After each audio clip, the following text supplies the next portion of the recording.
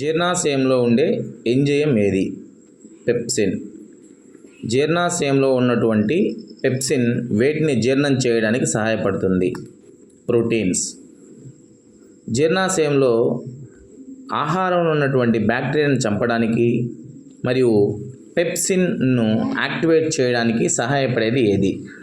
Hydrochloric acid. కాలేయం ద్వారా విడుదలయ్యే పైత్యరసంలో ఉండే ఎంజైమ్ ఏది?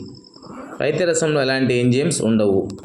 పైత్యరసం తాత్కాలికంగా ఎక్కడ నిల్వ చేయబడుతుంది? పిత్తాశయంలో.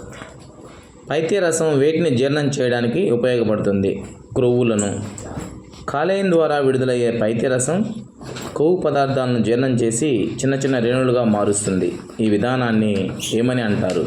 ఎమల్సీకరణం. క్లోమరసంలో ఉండే ట్రిప్సిన్ అనే ఎంజైమ్ వీటిని జీర్ణం చేయడానికి సహాయపడుతుంది. వేటిని జీర్ణం చేయడానికి సహాయపడుతుంది? ప్రోటీన్లను. క్లోమరసంలో ఉండే ఏ ఎంజైమ్ క్రొవ్వులను జీర్ణం చేయడానికి ఉపయోగపడుతుంది? లైఫేజ్.